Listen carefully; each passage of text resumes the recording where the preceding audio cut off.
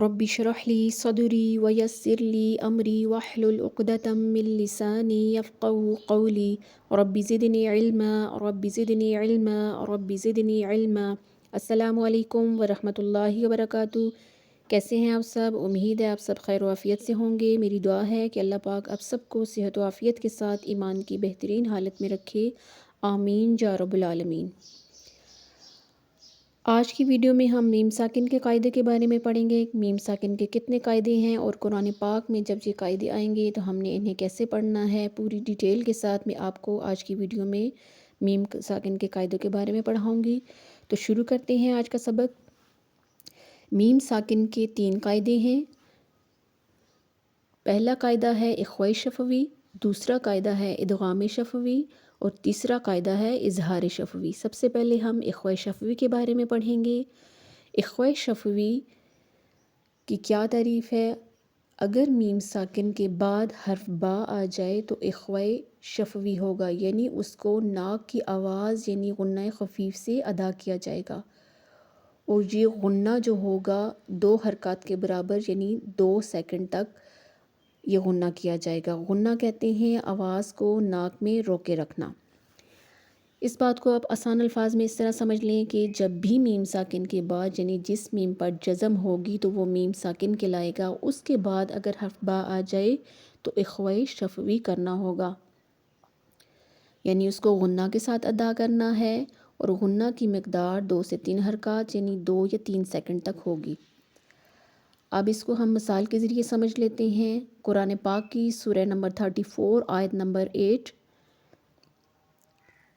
بسم اللہ الرحمن الرحیم۔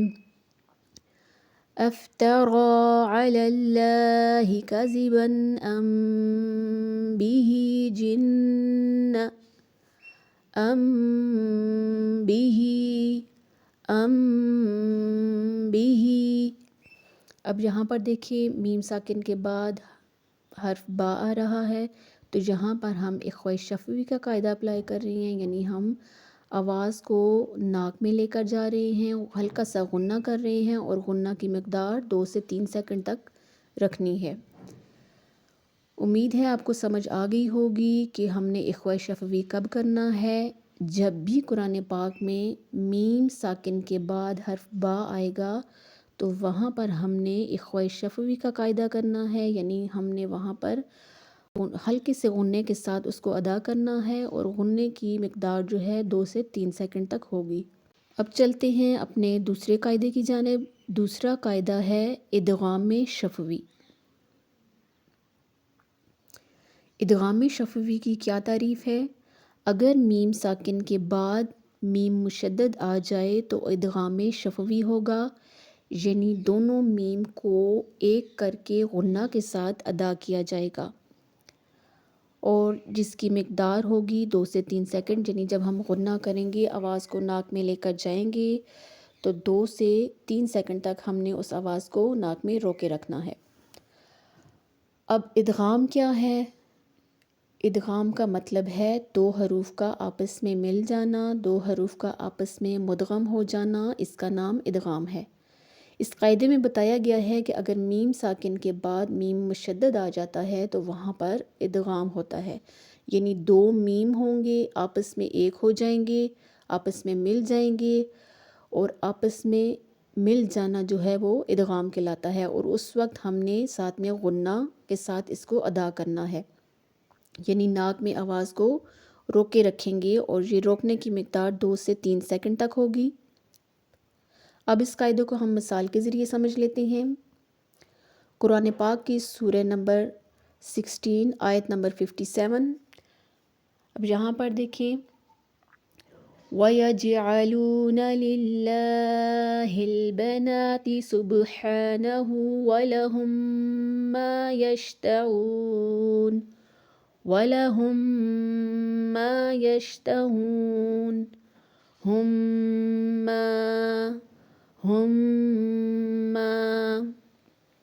یہاں پر دیکھیں کہ میم ساکن کے بعد میم مشدد آ رہا ہے، تو یہاں پر ہم ادغام شفوی کر رہے ہیں، یعنی دونوں میم کو ایک ساتھ ملا کر غنہ کے ساتھ اس کو پڑھ رہے ہیں۔ امید ہے آپ کو اچھے سے سمجھ آ گئی ہوگی۔ اب چلتے ہیں تیسرے قاعدے کی جانب۔ تیسرا قاعدہ ہے اظہار شفوی۔ اگر میم ساکن کے بعد حرف با اور میم مشدد کے علاوہ کوئی اور حرف آ جائے تو اظہار شفوی ہوگا۔ یہ میم ساکن کا تیسرا قاعدہ ہے۔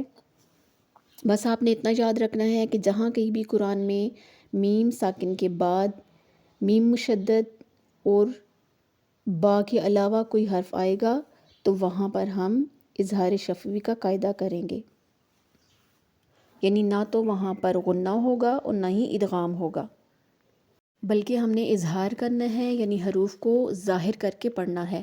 اب اس کو بھی ایک مثال سے سمجھ لیتے ہیں۔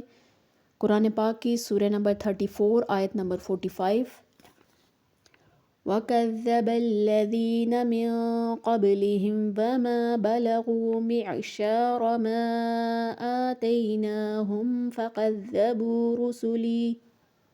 اب یہاں پر دیکھیں، مِن قَبْلِهِمْ وَمَا، قَبْلِهِمْ وَمَا، یہاں پر میم ساکن کے بعد نہ تو میم مشدد آ رہا ہے اور نہ ہی حرف با، اس کے علاوہ یہاں پر واو آ رہی ہے، تو یہاں پر ہم نے میم کو ظاہر کر کے پڑھنا ہے، میم کو بھی ظاہر کرنا ہے اور واو کو بھی۔ من قبلہم وما، آگے دیکھیں، آتیناہم فقذبوا، آتیناہم فقذبوا، یہاں پر بھی میم ساکن کے بعد میم مشدد اور با کے علاوہ فا آ رہا ہے۔ تو یاد رکھیں، جب بھی میم ساکن کے بعد میم مشدد اور با کے علاوہ کوئی اور حرف آئے گا تو وہاں پر ہم نے اظہار شفوی کرنا ہوگا۔ اب یہاں پر دیکھیں، اگر میوں قبلہم کے بعد وما کا لفظ نہ ہوتا اور ڈائریکٹ بلغوا آ جاتا، تو یعنی پھر میم ساکن کے بعد حرف با آ جاتا، تو وہاں پر ہم اخفاء شفوی کا قاعدہ کرتے اور ساتھ میں ہلکا سا غنہ بھی کرتے۔ لیکن جہاں پر آگے حرف واو آ رہا ہے تو یہاں پر ہم نے اظہار کرنا ہے، حروف کو ظاہر کر کے پڑھنا ہے اور جلدی سے پڑھنا ہے، نہ تو ادغام ہوگا اور نہ ہی غنہ ہوگا۔ تو آج کی ویڈیو میں ہم نے جانا کہ میم ساکن کے بعد اگر حرف با آ جائے تو اخفاء شفوی ہوگا، اور اگر میم ساکن کے بعد میم مشدد آ جائے تو ادغام شفوی کا قاعدہ ہوگا، اور اگر میم ساکن کے بعد میم مشدد اور با کے علاوہ کوئی اور حرف آ جائے تو وہاں پر ہم نے اظہار شفوی کا قاعدہ کرنا ہوگا، یعنی ہم نے حروف کو ظاہر کر کے پڑھنا ہے اور جلدی سے پڑھنا ہے، نہ تو ہم نے غنہ کرنا ہے اور نہ ہی ہم نے ادغام کرنا ہے۔ مجھے امید ہے کہ آپ کو اچھے سے سمجھ آ گئی ہوگی میم ساکن کے قواعد کے بارے میں، کہ میم ساکن کے کتنے قاعدے ہیں اور قرآن میں جب بھی یہ قاعدے آئیں گے تو ہم نے کیسے پڑھنا ہوگا۔ وآخر دعوانا ان الحمد للہ رب العالمین۔